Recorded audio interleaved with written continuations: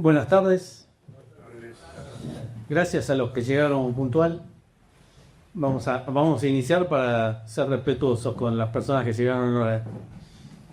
Bueno, por segundo año consecutivo en IFIC, en el Instituto de Filosofía Práctica, estamos presentando estas jornadas o tertulias sanmartinianas, donde vamos a mostrar un San Martín que no es normal que se muestre de esta manera. Hoy lo vamos a hacer con 3 exposiciones. Trataremos de ajustarnos al tiempo. Yo les pedí a los expositores que utilicen 20-25 minutos cada uno. Después va a haber una posibilidad de hacer algún diálogo, algunas preguntas, y vamos a compartir unas empanadas y tomaremos algo. Si hay vino, tomaremos vino, si no, tomaremos agua. Haciendo honor a San Martín. Bueno, el Instituto de Filosofía Práctica, junto con el Instituto Alevan, organiza esta jornada, esta tertulia, como le dije, por segundo año consecutivo, y les quería avisar que estamos en preparación de una cuestión muy importante, que son las jornadas de la Hispanidad en el Río de la Plata, que van a ser el 11 y 12 de octubre en el Colegio San Pablo. Es una movida importante, jornada de la Hispanidad internacional, porque vamos a traer un expositor del Paraguay, un expositor del Uruguay, un expositor de España y un expositor de México. Así que las jornadas con nuestros intelectuales más importantes de la Argentina. Son 2 jornadas intensas en el Colegio San Pablo, y la misa de la Hispanidad no voy a hacer de otra manera en la Basílica del Pilar el día domingo 12 a las 8:30 de la mañana. Las personas pueden participar en parte o todo el evento, como quieran. Vamos a hacer un cine debate, un cine forum sobre la película Apocalipto, dirigida por el padre Flavio Mateos.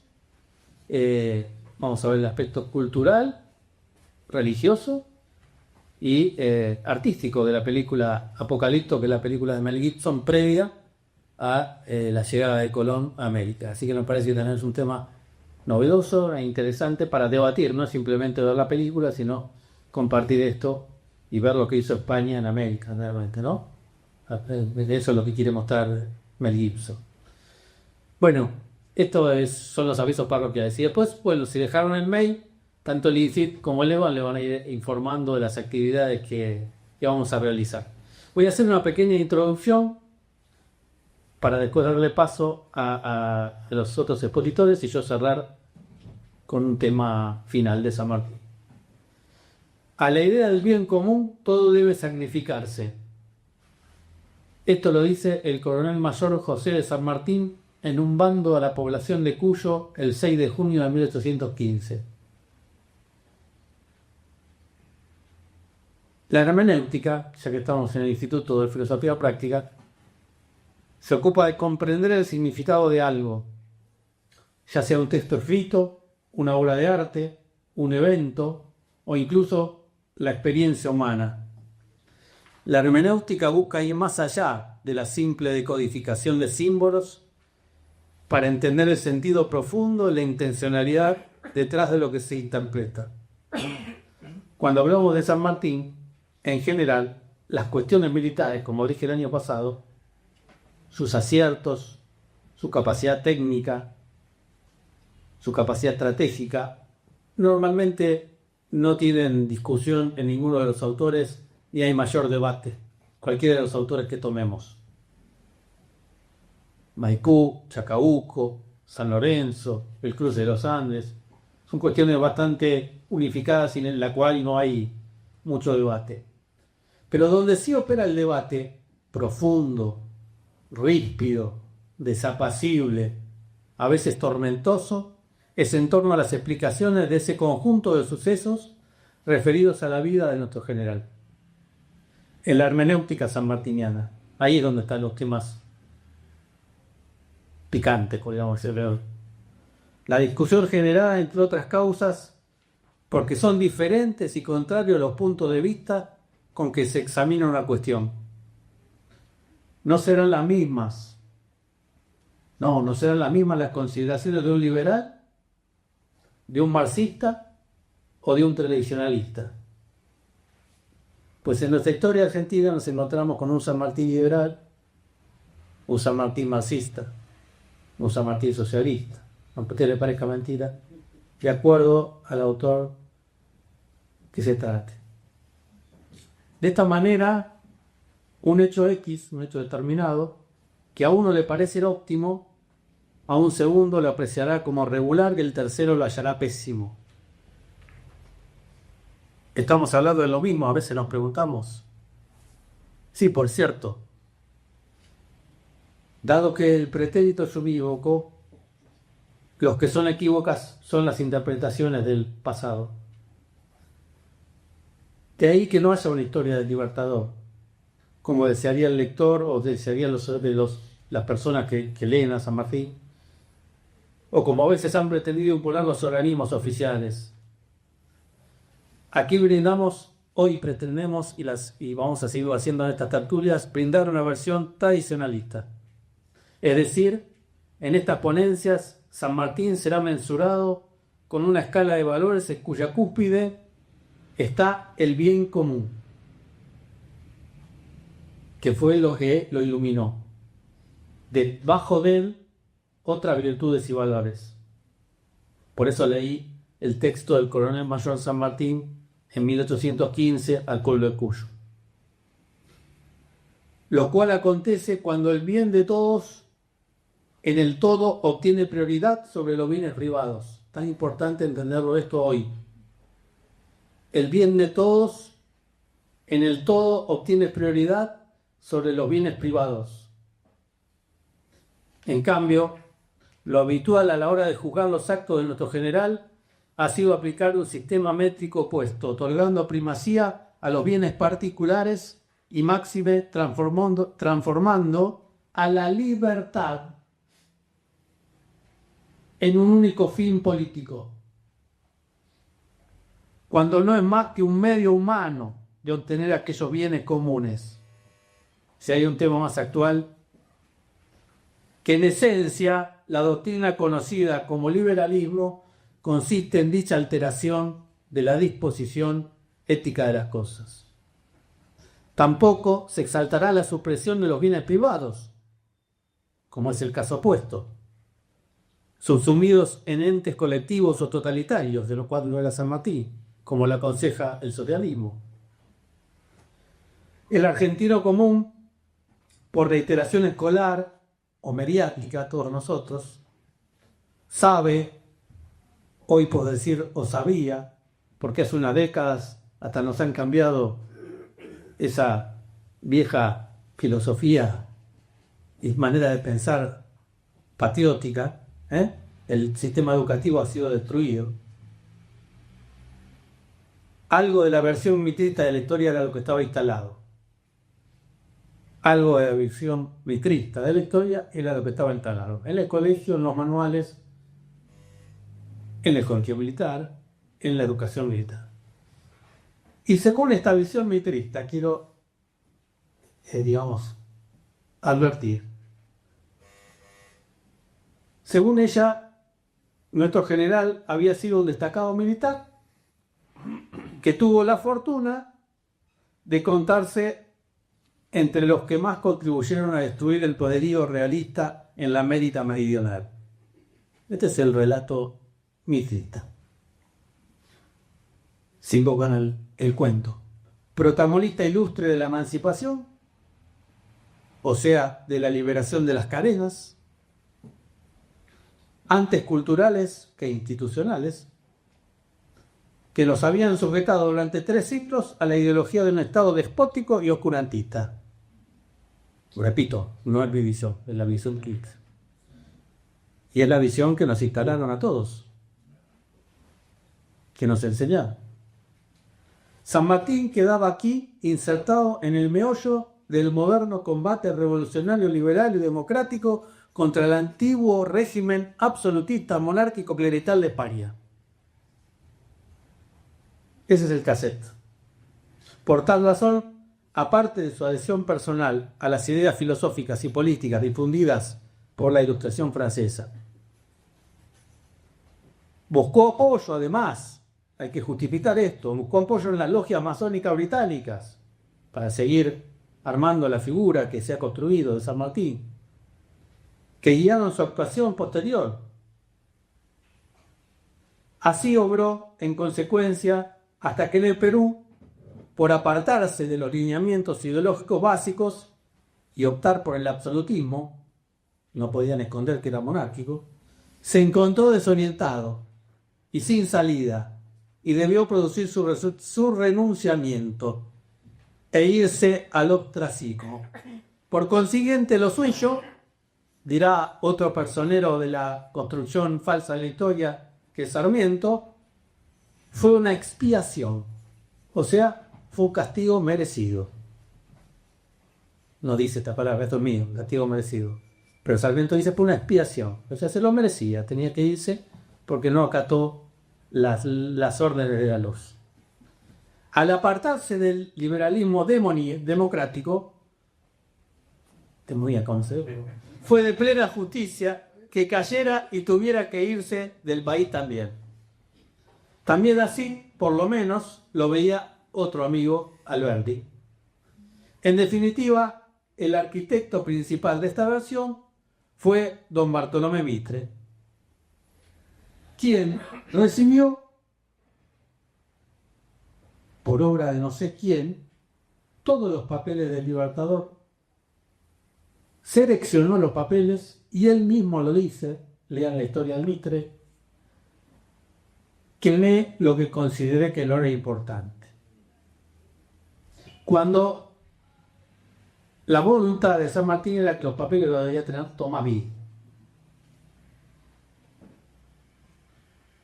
Por eso, todo lo que digo corre absolutamente de cuenta mía. La percepción que se transformó en clásica, o sea, el relato, en la verdad pseudo-clásica, y constituyó la base de la demoníaca historia oficial, sustento cultural a su vez del régimen de gobierno instaurado en esta nación a partir de la batalla de Pavón, continuación de Caseros, del 17 de septiembre de 1861. A partir de ahí viene la instalación y la construcción de una historia, que las escribamos por otro, excepto los que buscan la verdad por otro camino, por donde Mitre aparece sucesivamente como el creador político, militar y uno de los fundadores culturales de la Argentina moderna. El historiador socialista, también José Luis Romero, en su ensayo sobre Mitre, destacaba dos cuestiones relevantes. La primera, la confirmación del paralelismo notado. En Mitre se confundían el historiador y el político, en una sólida y compacta estructura íntima. Indisoluble comunidad. Los gérmenes de la actitud del historiador y de la actitud del político coexistirán en el indisoluble mente amalgamadas como las dos caras de una misma moneda. Y esto es lo que recibimos nosotros, lo que aprendimos. Las actitudes del historiador y las del político, usando la historia para construir su política. No es el único, ¿no? Vamos a seguir la historia. Pero estoy hablando de cómo inició este relato de San Martín. Su ingente labor de constructor de la historia de la nación, por eso escribe el libro Mitre, escribe el libro sobre la vida de Belgrano y la vida de San Martín, para mostrar un San Martín en Belgrano determinado. Entonces, como decía, Belgrano y San Martín en esta historia se retroalimentan. El sistema de gobierno y los paradigmas intelectuales van de la mano. Fusión entre un hilo conductor, una filosofía de la historia. Mitre se sentía más demócrata, más liberal, y el historiador y el político que se proyectaba sobre las vías paralelas en su existencia, la del pensamiento y la de la acción. Así afirmaron su fisonomía como nación liberal y democrática, después de 1861. De este modo, ve Mitre delinearse en los orígenes lo que él llamará el gran partido de la revolución, liberal, progresista, democrático, pero típicamente porteño, animada con un espíritu fuertemente liberal y democrático. El periodista contemporáneo ultraliberal José Campobasi comparte esta caracterización y agrega Remitria pica inicialmente esa dialéctica a la época española. Ahí viene el odio del pan. Así, frente a ese mundo oficial que llamó antiliberal, creció y se desarrolló una oposición de la línea histórica liberal contra el oscurantismo, contra la leyenda negra, con la leyenda negra. Ecuánime, un investigador norteamericano, Nicolás Shulway, señala: Mitre, además de ser el creador de la historia oficial, fue quien encarnó la escritura de la historia como un campo de batalla. Se usa la historia como un campo de batalla, no como maestra de vida o como búsqueda de la verdad. Y donde el liberalismo libró su arduo combate para poner al país de un solo color, como se dijo después de Pavón, a sangre y fuego, el color celeste del unitarismo. Así apartó a la nación de la senda seguida desde su inserción en la cultura cristiana occidental en el periodo hispánico, con más de 300 años de historia. Y este espíritu hispánico fue atacado por oscurantista y superficioso. Por lo tanto, San Martín no podía ser hispano. Tenía que ser otra cosa. Y directamente negó el método épico con que había alcanzado su independencia nacional. La época de la gloria ha pasado, dirá Juan Bautista Alberdi, al sentar una base refundacional, fundamento novísimo, que luego de romper con el legado tradicional hispano-cristiano, se orientaba hacia el secularismo inmanentista, el iluminismo francés, el constitucionalismo norteamericano de corte calvinista y sobre todo la vinculación privilegiada entre los intereses económicos ingleses, el progreso indefinido, la correlación entre el desdén por lo propio y la admiración, odio por lo propio, odio por lo nativo, y admiración hacia lo profano, hacia lo foráneo, especialmente hacia el capitalismo extranjero, particularmente el anglosajón, con el que estableció un vínculo tradicional, legalizado más adelante por el Pacto Roca-Runciman y renovado a lo largo de la historia en pactos posteriores hasta el Tratado de Madrid de 1991, donde entregamos deshonrosamente hasta la soberanía nacional. Emulación con el liberalismo extranjero que el ultraliberal Domingo Faustino Sarmiento sintetizaba como nadie. Pues la actitud tradicionalista no admite la fractura histórica provocada por Pavón, ni la imposición de una cultura liberal unificada surgida por esa victoria. En eso estamos, en esa explicación, con las tres tertulias de hoy, las tres charlas de hoy. Para nosotros, entonces, por lo pronto, la historia comprende toda la historia, comenzando por la época virreinal. No nacimos en 1810. Reconocemos 1492, donde llega Cristóforo, el que porta a Cristo. No es al azar. Reconocemos el 1 de abril de 1520, que en la Argentina pasa de largo como un suspiro, donde se rezó la primera misa en territorio nacional, en San Julián. Reconocemos la fundación de Santiago del Estero como madre de ciudades. Reconocemos el humanismo cristiano. Continuado también después como una continuidad histórica con el periodo criollo de la independencia. También esto hay que revisarlo. Y estamos en esa tarea.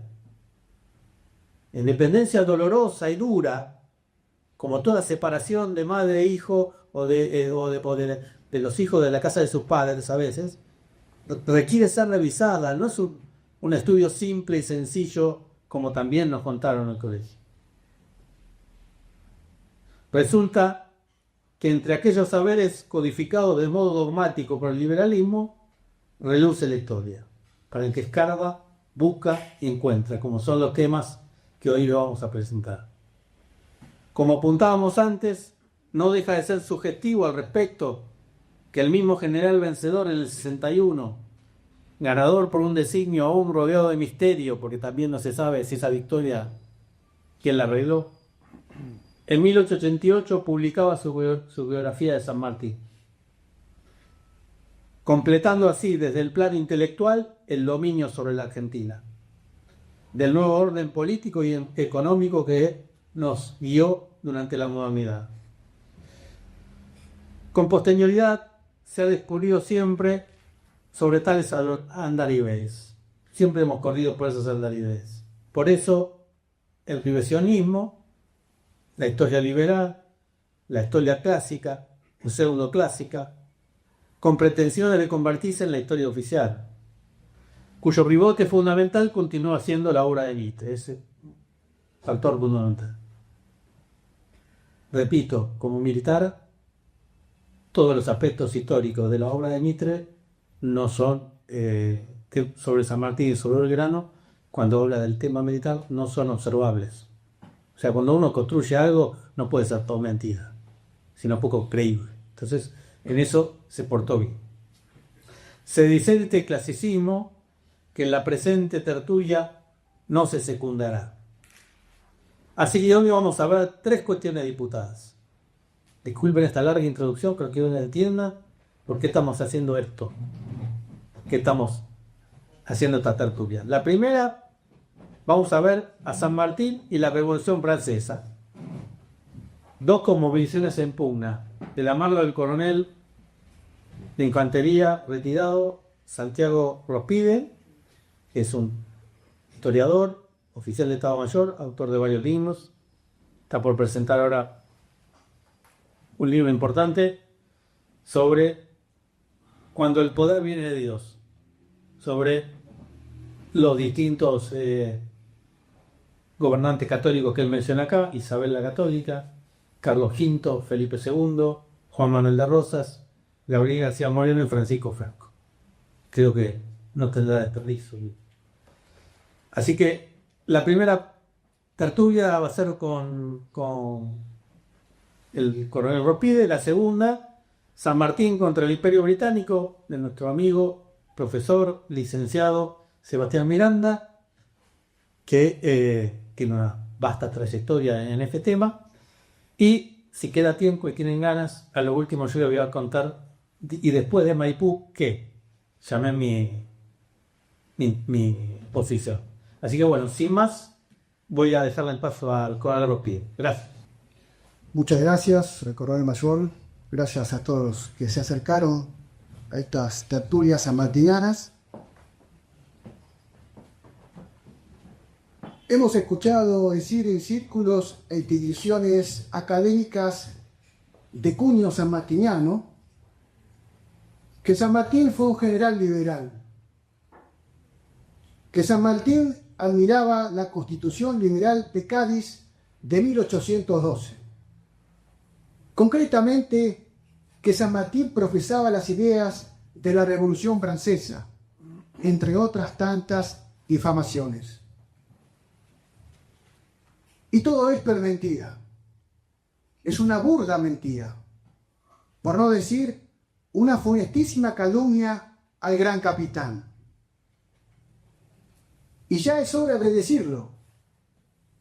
No podemos permitir que estos enemigos de San Martín, encubiertos bajo una ideología naturalista y maniquista, antropocéntrica y laicista de la vida, manchen la vida y obra de nuestro gran prócer argentino. Por eso vamos a desmontar estas calumnias en 4 sintéticos puntos. Primer punto. San Martín peleó contra la Revolución Francesa, luego contra Napoleón, y sabía por qué luchaba. Fue Bartolomé Mitre, el gran maestre de la masonería argentina grado 33, el primero que sacó a luego esta calumnia. Pero como le gustaba escribir de manera incorrecta, como a buen hermano 3 puntos, Dijo de nuestro héroe que a los 17 años ya estaba impregnado del espíritu afrancesado, pero no lo manifestaba abiertamente. ¿Cómo lo sabía Mitre? No lo sabemos. Escuchemos bien lo que dice el historiador masón en su historia de San Martín. Para entrar en contexto, rondaba el año 1795. Comillas.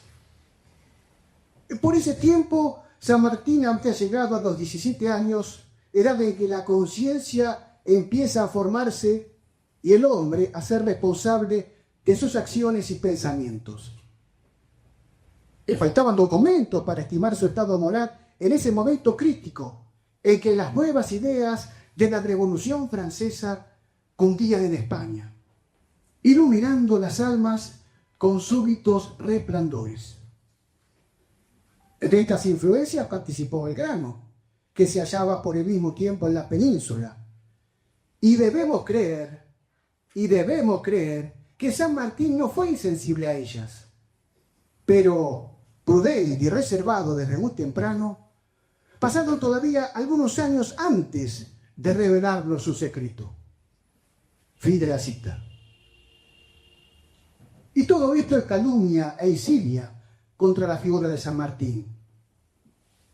El problema lo tenía Mitre, que admiraba encandilado a Inglaterra y los Estados Unidos.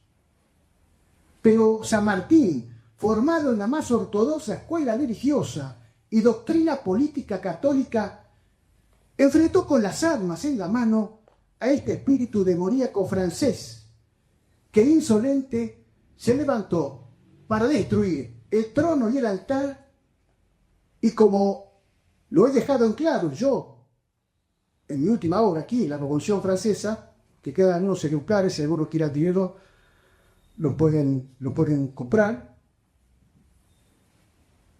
La Revolución Francesa es una inspiración demoníaca, decimos. Y para hacer un sintético repaso de San Martín en España, digamos que a los 13 años tuvo su bautismo de fuego en Orán contra los moros, pidió voluntariamente a su jefe de regimiento entrar en combate. Tenía 13 años el cadete San Martín. 3 campañas en África y en lenguaje castrense ya era todo un veterano de guerra. Siendo oficial, pelea contra los franceses en el combate de Arconilla y en la batalla de Bardén, Tudela y Albuera, entre otras acciones militares. Pero de los 22 años que sirvió en el ejército español, atendamos bien, 18 lo desempeñó en el arma de infantería española. Es infantería que, como dice el poeta, aliada del dolor y la anguía, la gloria irá contigo donde sea, porque tú eres la punta que semella, que penetra, que choca y que se estrella en el duro trajín de la pelea. Y San Martín hacía gala entonces al escudo de armas familiar, cuyo lema rezaba: por la católica ley y por servir a mi rey, vida y estado pondré. O sea que de liberar, nada de nada.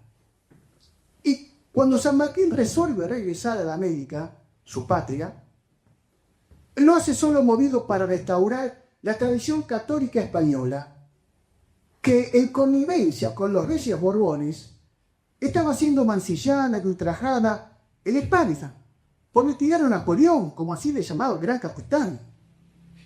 Por eso nuestra lucha fue contra Francia y no contra España, como se hacen en las escuelas. ¿Quiénes eran entonces los liberales y los católicos según estos calumniadores seriales? Claro que faltaban documentos para determinar la cosmovisión política de San Martín para Mitre. Por eso sus enemigos torcieron la historia después de la caída de Rosas para impostar una cultura y una fe que no era la nuestra. Segundo punto. San Martín fue dictador en el Perú como así lo decidió Mitre. Quiso coronar un príncipe Borbón y no lo dejaron. A ver si se entiende bien. Los calumniadores de San Martín dicen que en el Perú con la revolución del coronel Riego y el Trienio liberal, la península, en las ideas ilustradas se portaron hacia América. Y eso es correcto, pero profundizando la ruina moral, agregamos nosotros.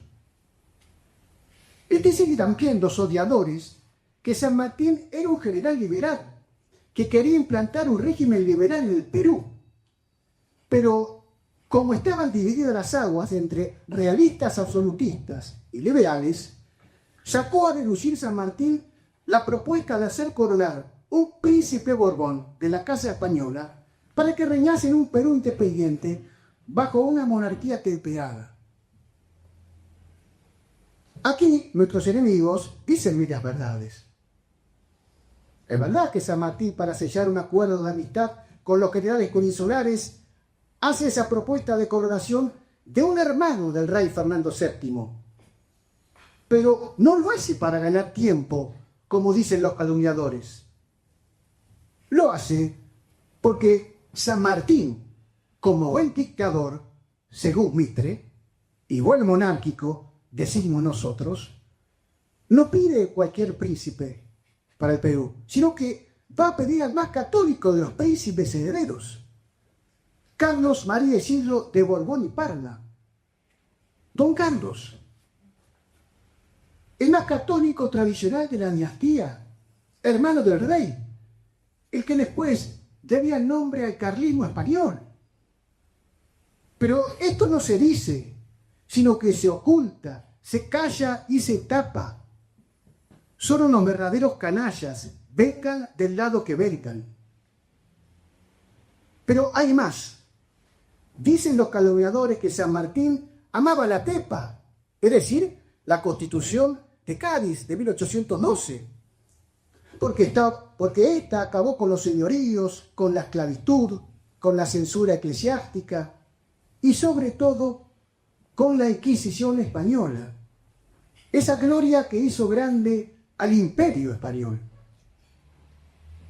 Pero omiten sus detractores que el general San Martín, después de la entrevista de Miraflores entre los emisarios de Virrey La Serna y los de San Martín, se les quiso imponer a estos últimos que prestasen juramento de fidelidad a la Constitución de Cádiz, que el rey Fernando VII había hecho jurar en España, luego de la revolución triunfante liberal del coronel Riego en aquella nación.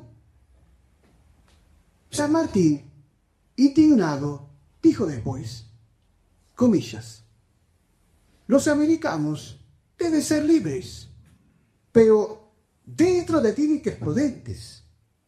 Nosotros no imitaremos a las cortes españolas que en este momento han trastornado el estado político y religioso de la península. La primera proposición que se hizo a 1000 diputados por los del Virrey de Lima, continúa San Martín, fue que a nombre del Reino de Chile, sus jefes y habitantes, a nombre del ejército y los jefes, adoptasen y jurasen la Constitución de la monarquía española.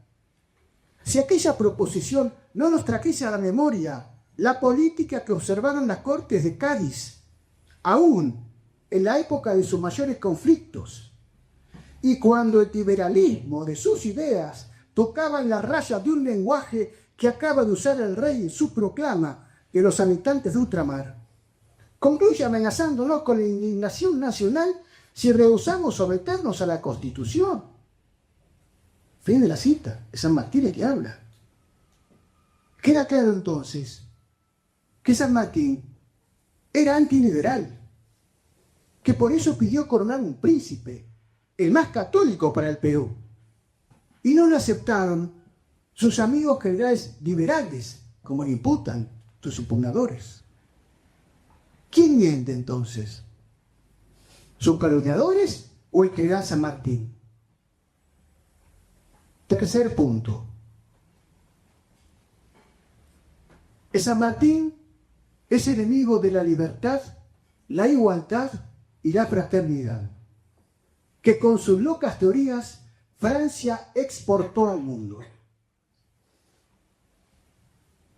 Y estamos cansados con el manoseo de estas tres palabritas mágicas que, condenadas por la Iglesia Católica, aunque se escandalicen muchos mitrados y otros tantos católicos mitólogos, se le atribuyen a la cosmovisión católica de San Martín. No solo están en las antípodas del corpus doctrinal sanmartiniano, sino que abiertamente éste las rechazó y las combatió. Recordemos la enemistad acérrima entre Rivadavia, según Mitre, el más grande hombre civil de la historia argentina, y nuestro gran capitán. ¿O acaso el golpe de Estado del 8 de octubre de 1812, el que San Martín, en pleno con sus regimientos de granaderos, plantado en la actual Plaza de Mayo, derrocó el primer triunvirato, y Rivadavia no se lo perdonó jamás? ¿Y qué decir del hombre más criminal que ha producido el pueblo argentino? Es decir, Rivadavia, como lo llamaba O'Higgins, que con sus locas teorías quiso desquiciarlo todo. Fue esta la primera sonada liberal, la primera sonada militar, perdón, y no la de 1930, como se enseña en las escuelas y los establecimientos educativos de nuestro país. Fue esta, digamos, a que se produjo la vida política de esta ciudad, de Buenos Aires, de aquel año de 1812. Contra este Rivadavia, que según el añorado y recordado coronel Pichinaghi, era el dominador del grupo porteño que se creía el dueño de la nación, apoyado por los comerciantes ingleses que lucraban a expensas del bien común rioplatense. Cualquier similitud con la realidad es mera coincidencia. Y estas locas teorías importadas de la Revolución Francesa fueron las mismas que Lavalle quiso instrumentar luego del fusilamiento de Dorrego y que San Martín se negó a apoyar cuando el general sin cabeza, es decir, Lavalle, le pidió asumir a cargo de la gobernación de Buenos Aires. Este es el San Martín liberal que lo quieren presentar sus calumniadores seriales. Es hora ya de ensayar la verdad acerca de nuestro héroe y arquetipo militar argentino. Porque, como decía Gustavo Martínez Zubiría, Hugo Wast, nos roban la historia porque nos quieren robar la patria. Y así estamos desde aquel fatídico día del 3 de febrero de 1852, es decir, desde la batalla de Caseros. Cuarto y último punto. San Martín murió monárquico. Eran hermanos liberales, San Martín y el virrey La Serna, pero no pudieron congeniar. Dicen a través de una diplomatura sanmartiniana, que no es la que dicta el Instituto Lehmann, sino una que, queriéndola imitar, falsifica la historia de San Martín. Pero no dicen que los españoles rechazaron la monarquía católica que pedía San Martín para el Perú, porque los generales peninsulares que respondían al rey estaban imbuidos de ese espíritu afrancesado, antropocéntrico y anticristiano, proveniente de las teorías masónicas y festadas en las usinas liberales del siglo de las luces. Por eso no congeniaron los liberales con San Martín. Pero eso no lo dicen. San Martín no quiere la democracia, va a decir también Bolívar después de la entrevista de Guayaquil. Y tiene razón, pues eso mismo le dijo en 1820 al obispo Las Heras en el Perú. Tengo el placer de ver consolidado un gobierno que garantizase el orden y la prosperidad, le dice San Martín al obispo, sobre principios diametralmente opuestos a las ideas exaltadas que por desgracia se han difundido en el mundo desde la célebre revolución del año 1792. Es decir, desde la primera República Francesa, el tiempo de la revolución. A ver si se va entendiendo de qué lado estaba San Martín. Es cuando San Martín renuncia al mando en el Perú y regresa a Buenos Aires, Lavalle tiene una conversación con él, aquí, en esta ciudad. Y dice tajantemente del gran capitán, dice Lavalle: habla peste del Perú y dice que el sistema representativo no puede permanecer ni en Buenos Aires ni en otra parte de América. Cierro comillas. ¿Qué más pruebas podemos pedir? Mitre no las encontró, pero sí las escondió y las ocultó o las quemó, como decían antes King. Por lo menos sacámosle caso a los que dicen sus enemigos. Tenía razón Lavalle, pues Mitre dice que San Martín en el Perú ejercía un gobierno de facto, es decir, una dictadura. Es decir, San Martín fue dictador del Perú. Lo dice Mitre, lo dice Bartolomé Mitre, no lo decimos nosotros. Y tiene razón, pues el general San Martín se lo había dicho en carta del 26 de octubre de 1836, luego de la asunción del mando de Juan Manuel de Rosas en Buenos Aires. Comillas. Veo con placer la marcha que sigue nuestra patria. Desengañémonos, nuestros países no puede, a lo menos por muchos años, regirse de otro modo que por gobiernos vigorosos, más claro, despóticos. Y en otra misiva a Godoy Cruz del 24 de mayo de 1816, previo a la jura de la independencia, el acta de la independencia, le dice San Martín a Godoy Cruz que el sistema popular de gobierno, es decir, la democracia, tiene una tendencia a destruir nuestra religión. Este San Martín, antidemocrático, es el que encarta al general inglés Miller, del 30 de junio de 1841, le dice exultante de gozo que recorrió los campos de batalla de la Legión de la Vendée francesa, con la obra de la marquesa de la Roche-Jacques que viene en la mano, textualmente. ¿Se puede ser más claro en cuanto a su cosmovisión católica y no liberal, como le imputa a sus enemigos, o como torcieron escribiendo nuestra historia? Finalmente, ya para no abrumarlos más, y para más pruebas de su no alineamiento con las ideas liberales de la Revolución Francesa, es preciso entonces señalar que la bandera que cubrió su féretro por su voluntad, según lo atestiguan su yerno Mariano Balcarce y su hija Mercedes, no fue la bandera argentina, mucho menos la bandera tricolor francesa que sus enemigos le quieren adjudicar. No. La bandera que cubrió el féretro del general San Martín, el día de su entierro, fue el estandarte imperial de Pizarro, cuyo lema reza Hoc signum Becca Regum est, que quiere decir, este signo es verdaderamente propio de los reyes, es decir, de los austrias mayores, para que se escandalicen los discípulos benedictinos. Bueno, si a esto le agregamos que Rosas fue el receptor de su sable corvo, el oprobio y la indignación de nuestros enemigos llega a ribetes escandalosos. ¿Qué más pruebas quieren tener los enemigos de San Martín?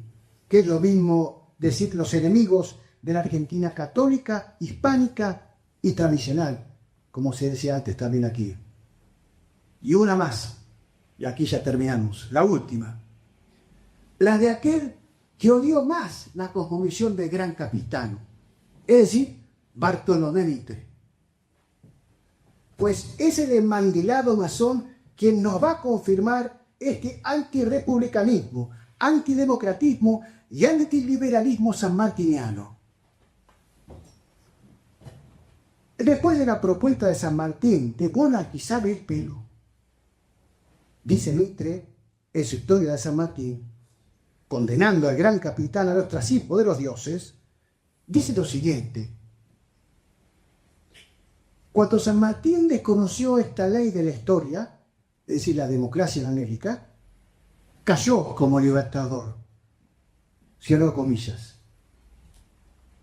Es decir, entonces, que Mitre impone y crea libertadores por su odio a la España católica y los desecha y tira a la basura cuando no encajan en su liberalismo masónico, porque, como dice el general San Martín, no he tenido más ambición que la de merecer el odio de los ingratos y el aprecio de los hombres virtuosos. Muchas gracias.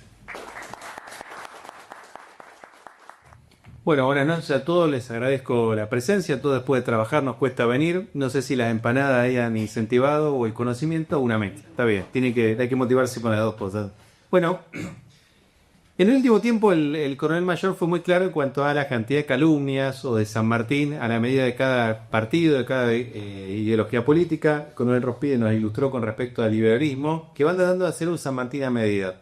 Dentro de esta ola de calumnias y de tergiversaciones de la historia, quizás la última ola por ahora tiene que ver con, lo hemos visto hace unos días con los titulares de Clarín, de presentarnos a un San Martín como agente de los intereses británicos. Que esto no es nuevo, pero ha cobrado mayor impulso a partir de la publicación de la obra de Rodolfo Terraño, hablando del famoso Plan Metal, que es muy hablada, pero poco leída. Pasa como con el con el Facundo de Sarmiento, ¿no?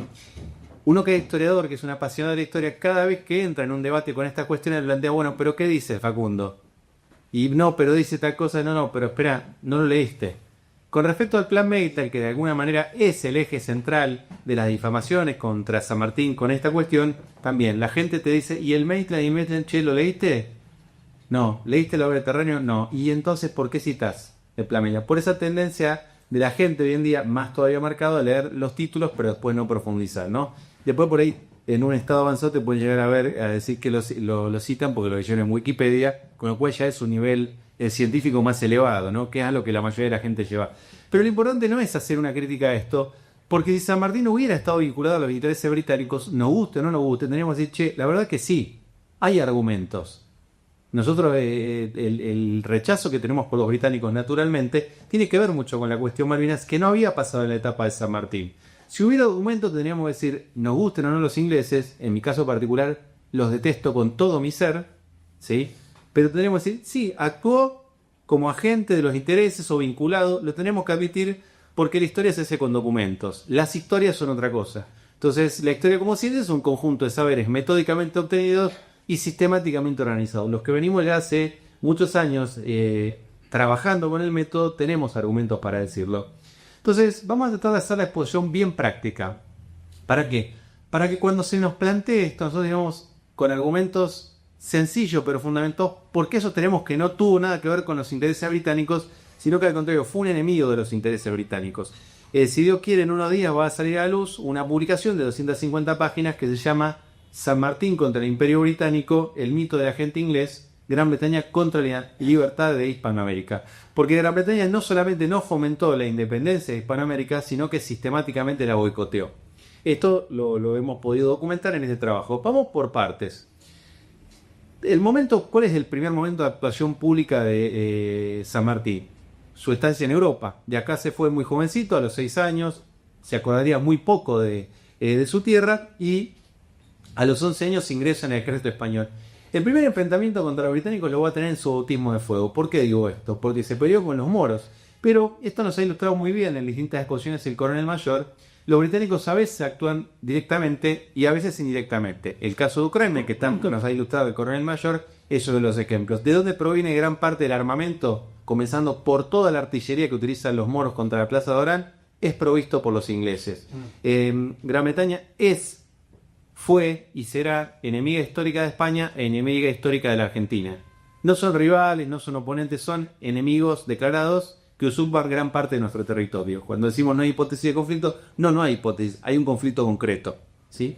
A partir de mantener esto. Entonces después que se intercambien cascos, que hagan todo lo que quieran para vincularse con los británicos. Pero estamos hablando de una nación que es enemiga de España y enemiga de la Argentina. Entonces ya en su bautismo de fuego a los 13 años, él tiene que enfrentarse a las armas de los moros que han sido provistas, comenzando por toda la artillería con la cual bombardeaban la Plaza de Orán por los británicos. Después San Martín va a tener una guerra contra los portugueses. Va a tener 2 guerras contra los portugueses. Para que se den una idea, Portugal, como todavía Chile no existía como nación, ese rol, los colombianos tienen una frase que dicen son los lavaperros, los obsecuentes, los alcahuetes, los perros laderos, eran los portugueses. Después los chilenos no sé si los han superado, por ahí están cada vez tratando de igualar a los portugueses. ¿Sí?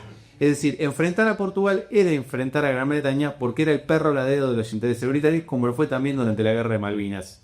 Después va a enfrentar directamente a los británicos a la guerra que empieza en 1804. Unos años antes hay otra guerra previa en la cual San Martín sirve casi un año y unos meses como infante marina a bordo de la Santa Dorotea. Acá hay un enfrentamiento abierto directamente con los británicos.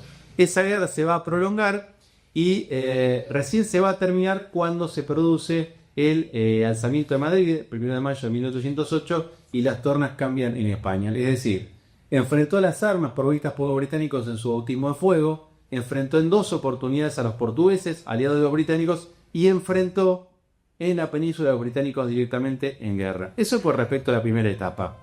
Después, según la visión que nos quieren hacer creer, San Martín pide la baja del ejército español porque de alguna manera es seducido por los británicos para venir a ser el ejecutor de sus planes en América, lo cual es ridículo. El San Martín que pide la baja, el retiro del ejército español, tenemos que ubicar el contexto en el que está España y quién era San Martín. Lo primero, ya nos ilustró bastante el coronel Rospide sobre esto. La España que es ocupada por los franceses no es ocupada por los franceses. Es facilitada la ocupación porque España está dividida. Lo que despectivamente San Martín llamaba godos era el sector de España afrancesado, que había comenzado con Godoy, que era el válido, digamos, una especie de primer ministro de Carlos IV, que había empezado ese proceso de afrancesamiento hasta un punto. ¿Por qué? Porque esa monarquía que se instala en España a partir de 1700 no es la de Felipe II, no es la de Carlos V, ni no es la de Isabel y Fernando. Es la Francia borbónica, que es la que va a llevar esas ideas del despotismo ilustrado a España. Cuando discutimos con los hispanistas, y yo soy hispanista, y con los carlistas, el territorio que se separa en América de esa España, no nos separamos de la de Isabel, Fernando, los tercios y de Carlos I o de Felipe. Nos separamos de la España de Carlos IV y Fernando VII. Y bienvenida sea y celebrada esa separación. ¿Por qué lo digo? Porque cuando uno se toma el trabajo de leer las actas de Bayona firmadas por Carlos IV cede todo el imperio español a Francia, incluido y expresamente nombrada los territorios americanos, el reino de las Indias. Es decir, en todo caso se está enfrentando a un rey que está protocolizando la entrega de América a los franceses. Cuando uno lee, y no se lo recomiendo si tienen peligro de ser diabéticos o son diabéticos, que lean la correspondencia entre Fernando VII y Napoleón. Cuando Fernando VII celebra, San Martín había combatido y en la batalla de Bailén, que es el único oficial nombrado de su regimiento, eso es lo que permite la liberación de Madrid.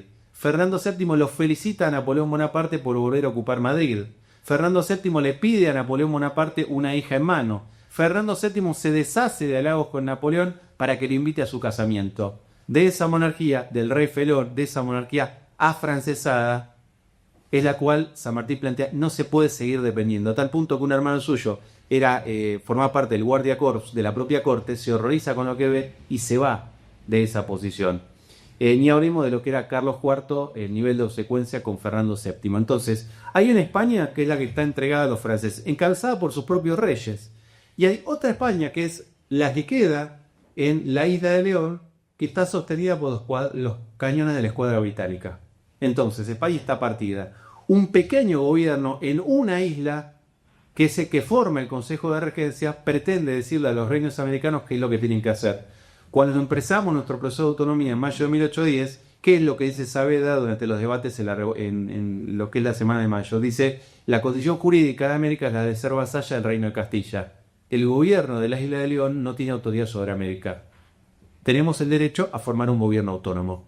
Cuando San Martín pide la baja del ejército español, ha visto esa corrupción, este tema podrido, degradado, esa España afrancesada y pro-británica, lo ha visto en directo. Se va unos meses a Gran Bretaña, en la cual, teóricamente, según los expertos en el Plan Maitland, las altas autoridades británicas le explicaron a San Martín, le dieron a conocer un plan elaborado en las más altas esferas del almirantazgo británico. ¿A quién? A San Martín, que era un teniente coronel, poco conocido, que había pedido la baja del ejército español, lo cual es ridículo, porque el Plan Maitland era un plan pedido y manejado en las altas esferas del almirantazgo británico, que se lo hubieran facilitado un hombre como Francisco Miranda, que ya hace años que tenía una trayectoria en tratar de lograr un proceso de independencia de América con el apoyo británico, era entendible, pero no a San Martín, que en ese momento no era el libertador de América, sino era un don nadie. Cuando uno se toma el trabajo de leer Plan Maytan, para que se den una idea, Maytan era un nombre bastante importante entre el gobierno inglés, que le piden un plan para ocupar la América española. Lean cualquier obra sobre invasiones inglesas, la de Bebina, la de Roberts, y van a ver que hay 20 planes previos, por lo menos, para la ocupación de América.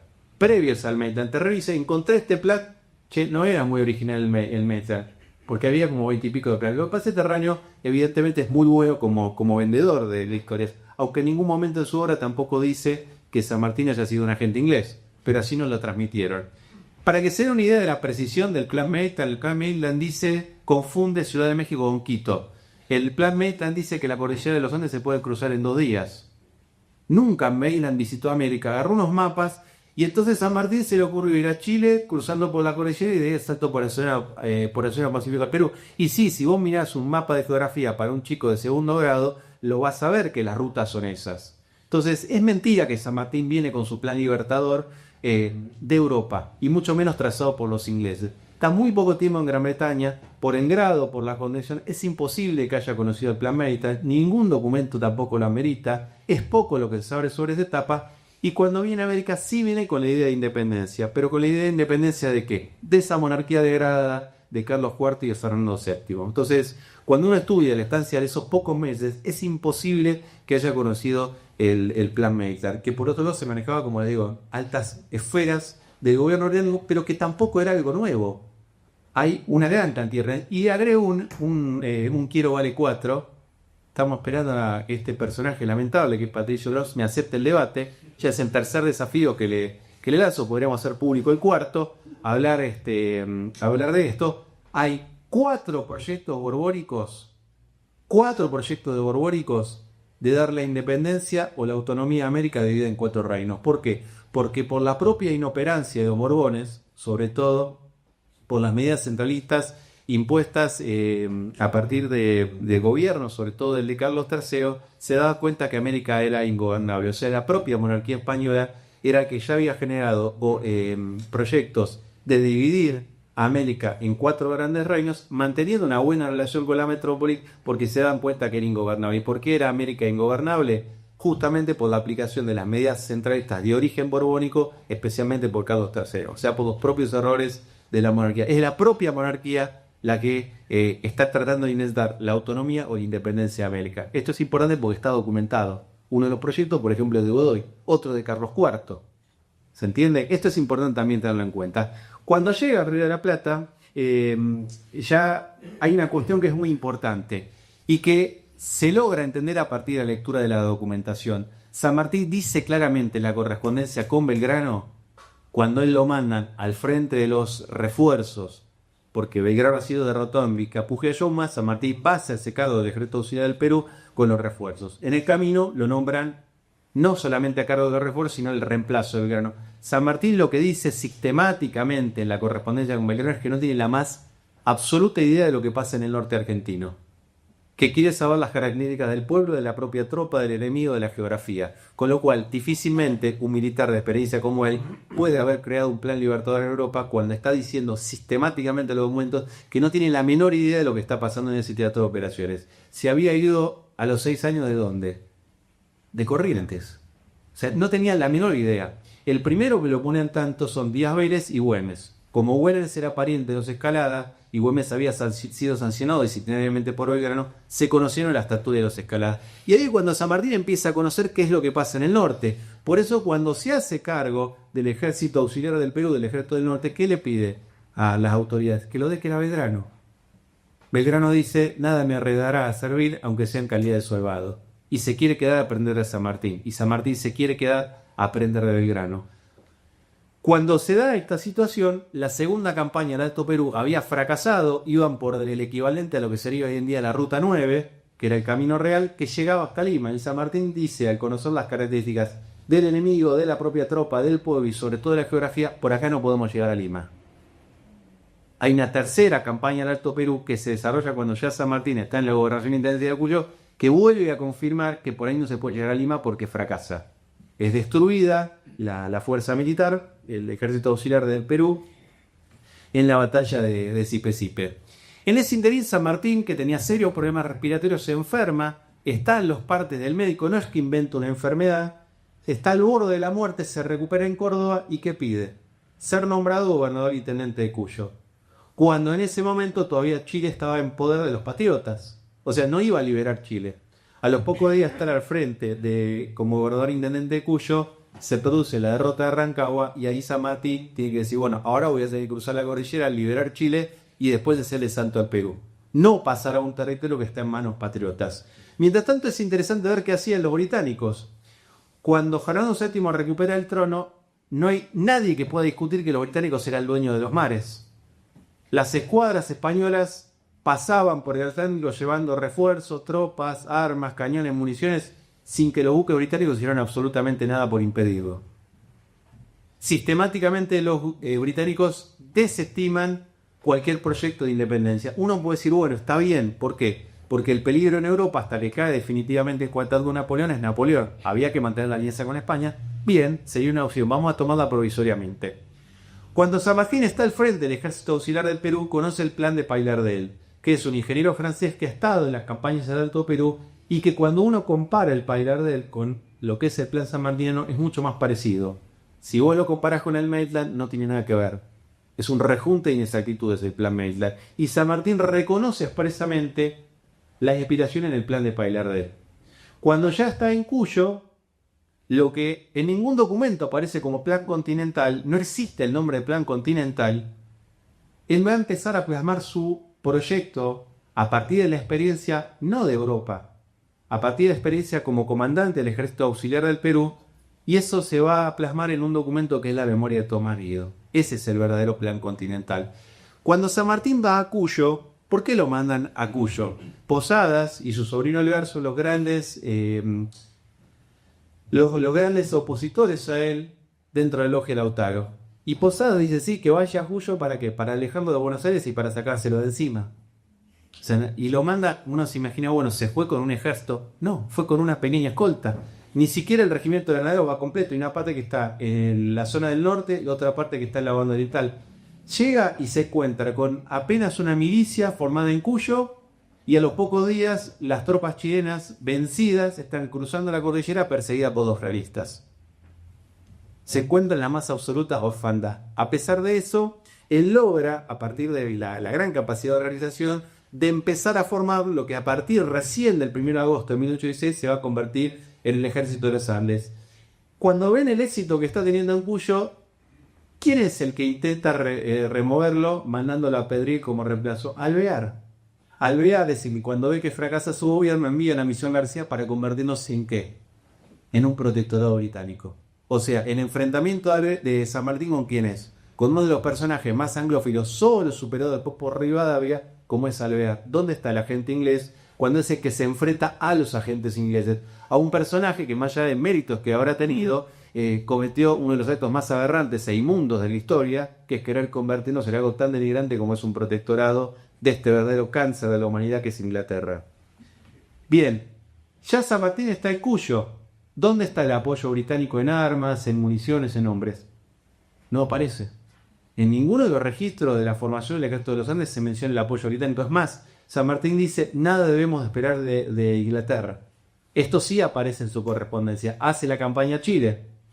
Para continuar la campaña a Chile hace falta créditos. Se solicita un crédito a Inglaterra. ¿Saben por qué se rechaza el crédito que ofrecen los ingleses? Porque lo dice textualmente en la documentación de San Martín, el importe de interés es usurario. Usurario. O sea, tampoco ayudaban con créditos. No enviaban armas, no enviaban hombres, no enviaban municiones, daban créditos y los daban a un interés usurario y permitían el libre tránsito de las escuadras españolas, pese a que la Royal Navy dominaba los mares ya desde mucho tiempo antes, sin avalar eso. Y en 1806 Napoleón ya había caído, por lo cual la justificación de la alianza con España ya no existe. Gran Bretaña y los documentos desalientan la declaración de independencia. 9 de junio de 1806. ¿En qué año Gran Bretaña reconoció la independencia de las Provincias Unidas en Sudamérica?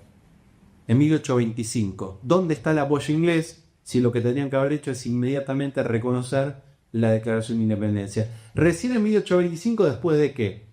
De la firma del vergonzoso Tratado de Comercio y Amistad, que es una de las razones principales, ahí está el huevo de la serpiente de la dependencia argentina. ¿Quién lo firmó? Rivadavia. Es decir, ellos reconocen independencia a partir de que el gobierno argentino reconoce a Gran Bretaña como la nación más favorecida desde el punto de vista comercial. ¿Quién fue Rivadavia? El gran enemigo de San Martín. De vuelta, los ingleses del lado de los enemigos de San Martín. Alvear primero, después el otro va a ser Rivadavia. Perdón.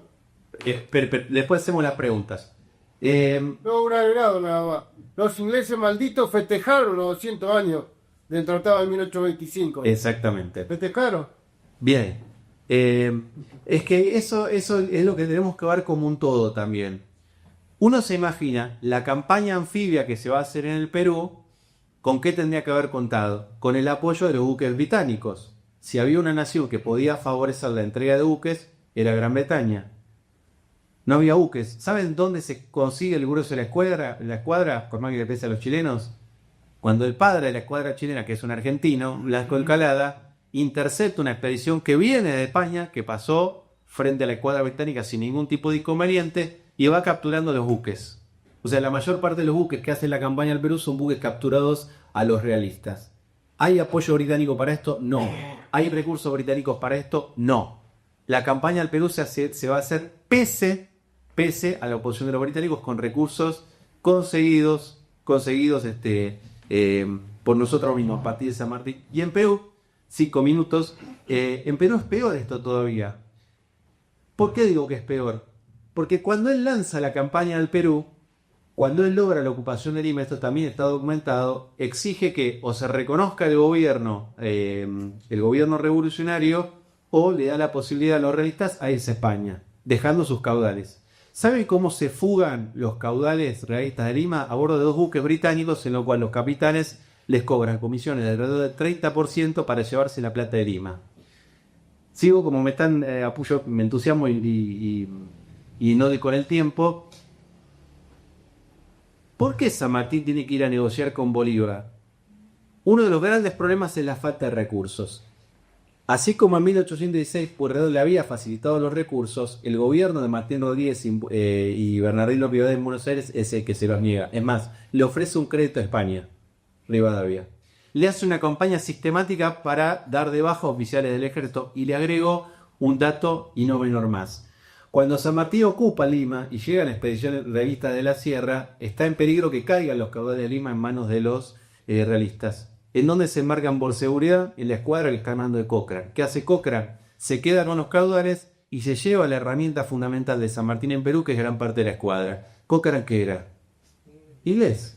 Entonces, eso es lo que hace que San Martín no tenga recursos económicos, pierda la escuadra y tenga que ir a negociar con Bolívar, en la cual hay una serie de diferencias. Bolívar republicano, San Martín monárquico, Bolívar se anexa a Guayaquil, San Martín dice que en realidad hay que pedirle la opinión del pueblo de Guayaquil. Eso hace que San Martín después renuncie, vaya a Perú, entrega el poder al Congreso peruano y ¿qué hace? Se va a vivir a su chacra en Mendoza.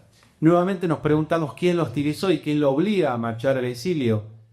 El gobierno de Bernardino Rivadavia, es decir, de vuelta son los anglófilos los que se enfrentan a él. San Martín no se va, como nos ilustró Mintre, con esas historias tan bonitas, tan lindas para el Villiquen, no se va a Europa a educar a la hija, se va por la hostilidad del gobierno de Bernardino Rivadavia, su gran enemigo, y esto lo dice permanentemente en los documentos. Cuando se va a Europa, expulsado por el partido de Mitre, por el partido unitario, y con esto cierro, la actitud en Europa, ¿cuál va a ser? ¿La de ese viejito que está jugando Manasnier y dándole de comer a las palomas en la plaza, más o menos? No, fue un hombre completamente activo, que sabía leer muy bien la realidad nacional, que condena a la revolución de Lavalle, en la cual dice los responsables son Rivadavia y sus satélites, que son los que habían empezado la entrega del patrimonio nacional a los británicos, y después lo vemos, y me apuro un poquito porque por el tiempo que tenemos, después es el hombre que va de la mano, no solamente avalando la forma de gobierno de Rosas, porque San Martín no solamente se enfrentó al bloqueo francés y el anglo francés, sino que avaló a través de una gran cantidad de documentos la forma de gobernar de Rosas. Los sistemas que tienen muchas libertades no es que sean negativos, pero San Martín lo que dice son inaplicables por el estado de instrucción de la población. No quería volver a una monarquía absolutista, quería volver a una monarquía constitucional. Por eso lo que decía el Coronel Rospide, los ingleses aceleran el boicot a San Martín en Perú cuando San Martín quiere lograr un entendimiento pacífico con la metrópoli y lograr la venida de un monarca de la casa de Borbón, del más católico de los hermanos de Fernando. Cuando escala Europa va a tener un rol muy importante desde el punto de vista diplomático para el levantamiento del bloqueo francés y del bloqueo anglo-francés. Y por eso le va a alegar el lado grosso. Yo me pregunto si el fracaso de la campaña del Perú tiene mucho que ver con la actitud del gobierno anglófico, con la logia provincial de Rivadavia, con la actitud de Cochrane, con el robo de la escuadra, con el robo de los jugadores, con la fuga de capitanes en los buques británicos. ¿A dónde está el agente inglés? Estos son algunos, en un tiempo muy muy acotado, de argumentos que podemos decir. Todo lo que pueden plantear los que a él lo vinculan como agente inglés, todo eso se cae con la documentación y con la evidencia histórica. Y no es un dato menor, porque así como Mitre y otros datos intentaron tergiversar nuestro pasado para hacer un San Martín que se acoplara a su modelo político, hoy en día nos quieren hacer creer que este prócer intachable realmente de nuestra historia aparece vinculado a una de las naciones más criminales, más violadoras de la soberanía, más enemiga de la humanidad, como es Gran Bretaña. Y esto es de vuelta querer cambiarnos la historia. ¿Para qué? Para destruir nuestras raíces hispánicas y para hacernos creer que la nación que usurpa gran parte de nuestro territorio, ya lo decía Julio Asusta, no solamente el actual territorio argentino fue independiente solo porque todas las revoluciones en América del Sur habían caído, sino que fue independiente a pesar de los británicos. Nuevamente decimos que no nos quieren cambiar la historia. Bueno, y después de Maipú, ¿qué?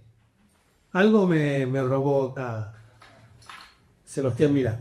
Me alivianó el trabajo. Después de Maipú, ¿qué? Hay, primero desde el punto de vista político. La política, dice Carl Smith, una de las características interesantes en política está basada en la distinción entre amigo y enemigo. ¿Sí? Entre amigo y enemigo. Esa es la cuestión entre las naciones, ¿no? Inglaterra es nuestro enemigo, no hay ninguna duda, está ocupada gran parte de nuestro territorio, por eso adhiero a lo de Carl Smith. Y en política también. Entonces, muchos mitos se caen. Dime quién es tu enemigo. Entonces, acá se nombraron algunos. Pero yo, después de Maipú sucede el 5 de abril de 1818. Tenemos que ver a San Martín que construye un plan a medida que lo va haciendo. Por eso refuerzo lo de la falsedad del plan Maitland, todo eso que ya venía preconcebido. Es muy fácil hablar de hoy con el diario del día lunes. Cuando llega a Mendoza había 150, 200 soldados.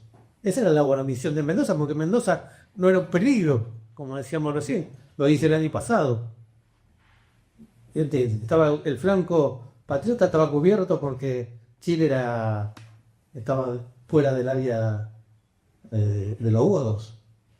Bueno, construye un ejército, se tarda muchos meses de la nada. Hay que juntar 4.500 hombres. Ahí hay muchos mitos también, ¿no?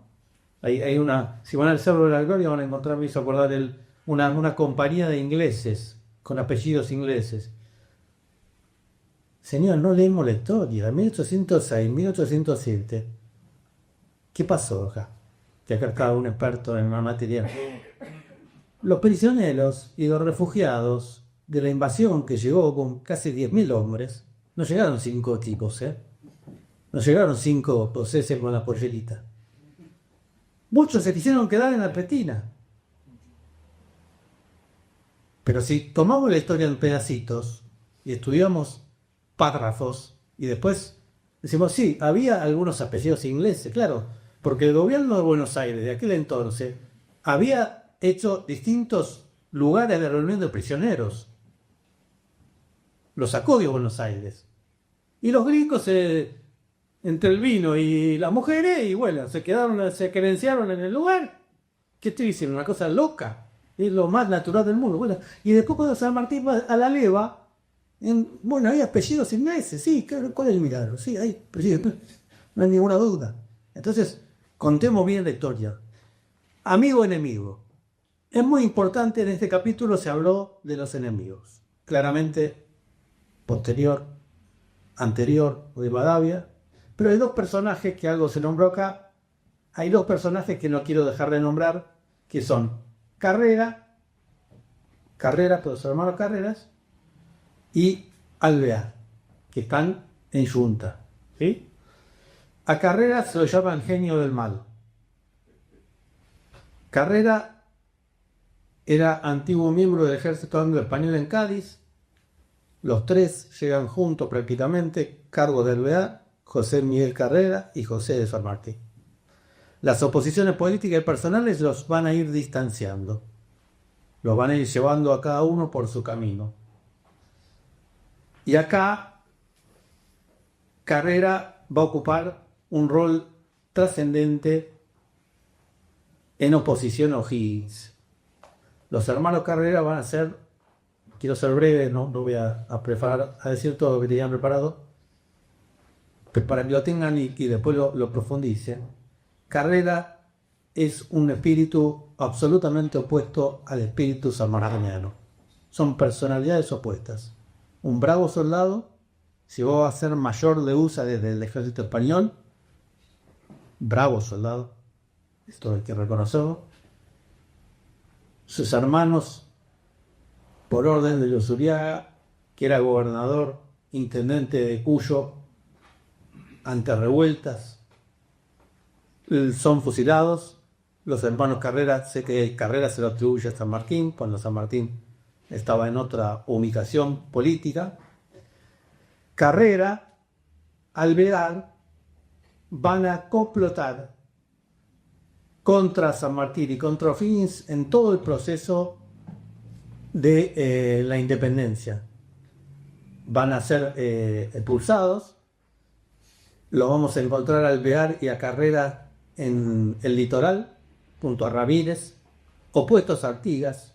Por eso, para ir viendo quiénes son los amigos y quiénes somos enemigos, simplemente. Y van a ser el gran caos que San Martín odiaba, y va a terminar esto en la revolución de la anarquía de 1820, con la participación de estos dos personajes. Y hay otro personaje interesante que no se lo nombra normalmente, pero quiero que lo sepa, que es un cuarto enemigo, que es el francés Brian. ¿Sí? No era más que un mercenario cobarde, dice San Martín, al que San Martín había echado del campo de batalla de Maipú. En ese momento, muchos mercenarios ofrecían sus servicios, y las necesidades de la patria hacían que los comandantes, bajo buen recaudo, tomaran estos personajes. Pero San Martín le dice: el último tambor del ejército tiene más honor que usted, aunque una cobardía en Maipú. Y ahí el tipo queda absolutamente enemistado con San Martín y se une a esta trilogía, a esta sociedad, esta comandita entre Alvear, Carrera y Breyer, y son los que trabajan firmemente con Ramírez en el litoral para hacerle la vida imposible al apoyo político a San Martín, que era Purredó. ¿Sí? Entonces ahí ese es el periodo. Y después de Maipú, ¿qué? Bueno, primero el aspecto político. Ya empiezan los enemigos de San Martín. San Martín empieza a brillar y los enemigos empiezan a opacarlo o a intentar opacar. Después de Maipú, ¿qué? Maipú, 5 de abril de 1818, zarpado de la expedición, como dice acá el gráfico, pues se acercan, la expedición libertadora del Perú. El 20 de agosto de 1820 organiza en la nada un ejército, crea el ejército cuando el instrumento está armado, cruza los Andes y vence en la batalla de Chacabuco. No podía saber nunca qué había pasado. Es muy fácil ver el mapa y decir, bueno, ahora vamos por acá. Bueno, de la misma manera, esto le cuesta 28 meses, 2 años y medio. Entre el 5 de abril de 1818 y el 20 de agosto de 1820 no pasa nada, pasa mucho, y hay que construir un dominio naval que no se tenía. Como decía recién Sebastián, por lo menos la flota británica, la flota española o la flota inglesa dominaban los mares. Hubo que crear algo que no existía. Con recursos, por eso cruza 7 veces en los 2 años y medio los Andes, para buscar los apoyos económicos necesarios. Por eso hablar del plan hoy, con el libro, con el diario de Día Después, es muy fácil. Esto hubo que construirlo. Además de armar la flota, hay que tener el dominio del mar, porque si no la flota... San Martín decía, yo no voy a subir a mis 5.000 hombres en un transporte, o en los transportes navales, para que vengan 4 o 5 galeones enemigos y lo hunda en el mar. Él había sido hundido en el Santa Dorotea, como dijo Sebastián.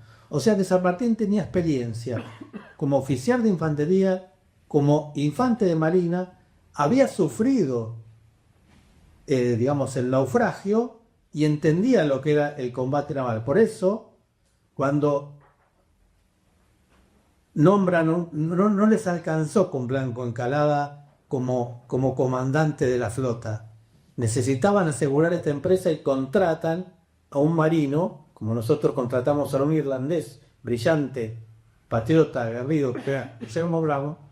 Acá se contrata a el almirante Cochrane, que termina desde el primer día con una rivalidad importante con el general San Martín, tal es así que O'Higgins tiene que emitir un bando secreto que es abierto en alta mar, donde Cochrane se la tiene que masticar y aceptar el mando supremo de el general Don José de San Martín. Entonces, todo esto es lo que pasa después del Maipú, y después de Maipú, para ser corto, aparece una cosa más importante. Entonces, problemas políticos que empiezan a surgir con los enemigos declaradamente masónicos antihispanistas, que son Alvear, Breyer, Carrera y Rivadavia, que empieza a un odio importante. Segundo, la construcción. Ahí vemos a un San Martín que construye de la nada 2 empresas fabulosas: el Ejército de los Andes y a posteriori el Ejército Expedicionario que marcha en Perú con la flota incluida. Y tercero, como interesante en esto, con la caída en 1820, todo esto después de Maipú, en 1820 del gobierno que había nombrado al general San Martín, se produce un hecho muy importante y poco conocido, que hoy voy a nombrar, que se produce la llamada Acta de Rancagua, que es muy importante para ver quién era San Martín. ¿Quién era San Martín?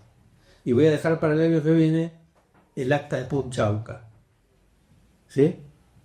Que es un tema importante para entender quién era San Martín en su visión política y en su intento de nombrar un monarca de origen español.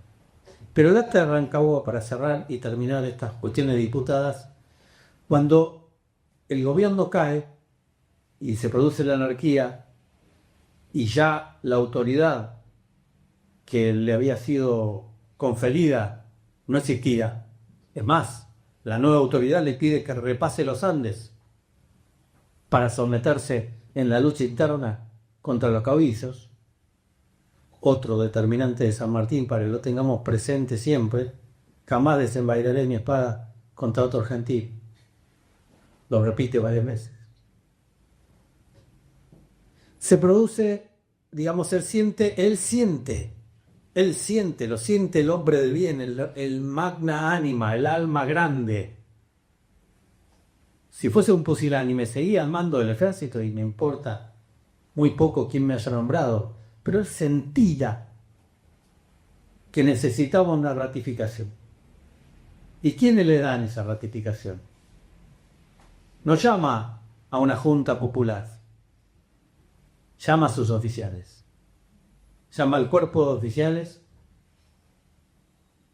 para que ratifiquen o elijan un nuevo comandante.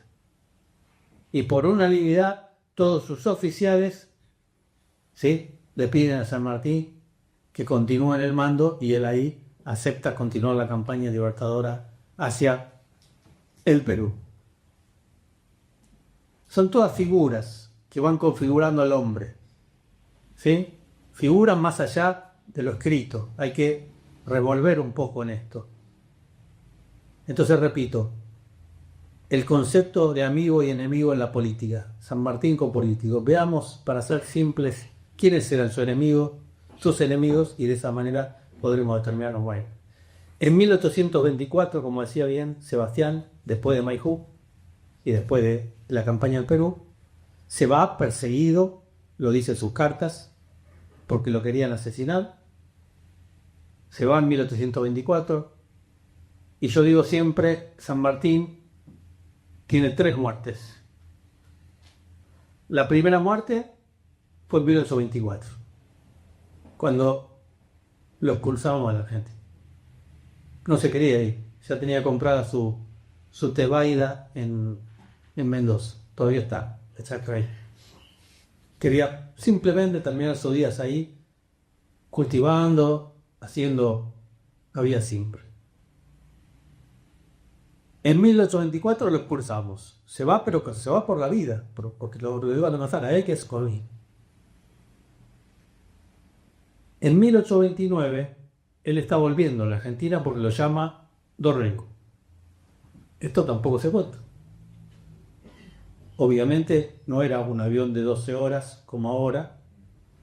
En el medio del llamado, cuando él vuelve para ponerse al servicio de la patria con Dorrego, en el medio, la Valle Fusilador.